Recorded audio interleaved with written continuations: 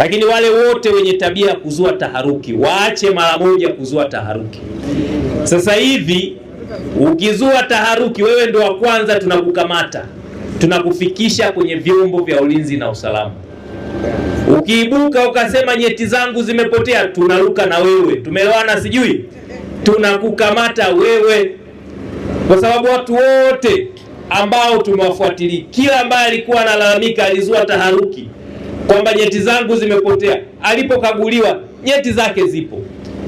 Wote waliotoa taarifa, sijui kuna mtu mmoja akanigusa nani, walipomkagua mzigo upo, nyeti zipo, hazijapotea, hazijapungua. Kuna mwingine mpaka kambeba na mke wake kwenda kutoa ushahidi kwa jeshi la polisi kwamba kama mniamini muulizeni mke wangu. Wamefika kule, mke naye anasema ni kweli tumeona zimepungua, tofauti kabisa na vile ambavyo siku zote zipo.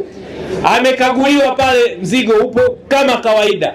Mbona ulikuwa unatuambia kwamba tunaona hapa ndo zimeanza kurudi? Sasa ni mambo ya hovyo, ni mambo yanatuzulia taharuki, ni mambo ambayo yanajenga wasiwasi, ni mambo ambayo yanatuonekana sisi watu hatujastaarabika, ni mambo ya kuamini kwenye imani za kishirikina zilizopitwa na wakati.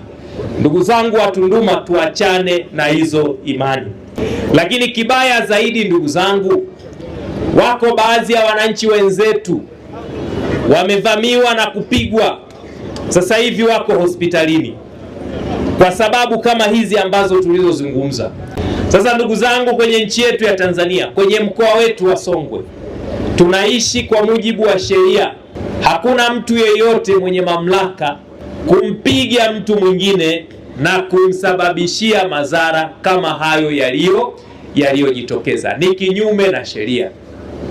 Kwa hiyo tumekuja, jambo la kwanza ni kulaani vikali vitendo vyovyote vile vya wananchi kujishughulia sheria mkononi, na wale wote waliohusika kujichukulia sheria mkononi. Hapa tunapozungumzwa tayari wamekamatwa na taratibu za kuwafikisha mahakamani zinaendelea. Wale waliowapiga wenzao na kuwajeruhi, wao waliowapiga wenzao na kuwasababishia kifo wamekamatwa, na wengine wanaendelea kutafutwa. Popote pale walipo tutawakamata na hatua za kisheria zitachukuliwa. Kwa hiyo ndugu zangu, niwaombe tuache kujichukulia sheria mkononi, lakini tuache tabia ya kuamini kwenye mambo ya kishirikina. Kuna baba akasema kwamba nyeti zangu hazipo, watu wakaanza kupigana pale mlangoni namna kupita, wengine wameumizwa, wengine wameanguka, watu wazee wazima nao wameumia. Mimi sikutoka nje, nikamfuata yule baba, akawa amevua shati ametupa pembeni, amevua viatu analia sana.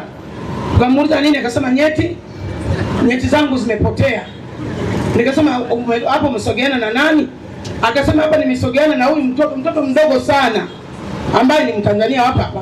Yule mtoto akasema mimi sijamgusa huyu baba. Akatapatapa tena akasema amenigusa huyu. Yule baba akasema hapana, mimi sijamkamata huyu, kwa nimekaa naye muda mrefu. Mimi nikachukua jukumu kuambia wanaume waende naye chooni, waende kumkague. Na pale nje watu wanazidi kusongamana, wanasema auawe huyu, wamuue. Haiwezekani, amemgusa, mzigo hamna, uwa. Fika chooni, askari wakamchukua yule ambaye aliyolalamika kwamba nyeti hazipo, na yule ambaye alimuhisi kwamba yeye ndiye amemgusa bega na kuchukua nyeti zake. Wakaondoka watu mpaka kituoni. Fika kituoni kufanya uchunguzi, kumcheki chini, mzigo upo. Na wale wa Valentine walinipa mimi majibu kama mbona mzigo upo lakini hauna nguvu, lakini mzigo upo. Kuna vitu vingine tunavifanya sisi wenyewe wananchi.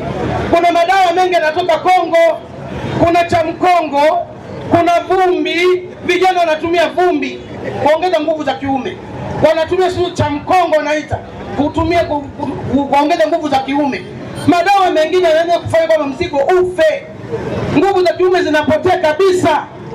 Je, unatumia zile dawa, mzigo ukikosa nguvu, umeambiwa kuna dawa nyingine ambayo itaongeza nguvu? Kwa hiyo yule nani aliyelalamika, mzigo upo, wameukuta jana kituoni, mimi mwenyewe nikiwa shahidi. Tuache uongo.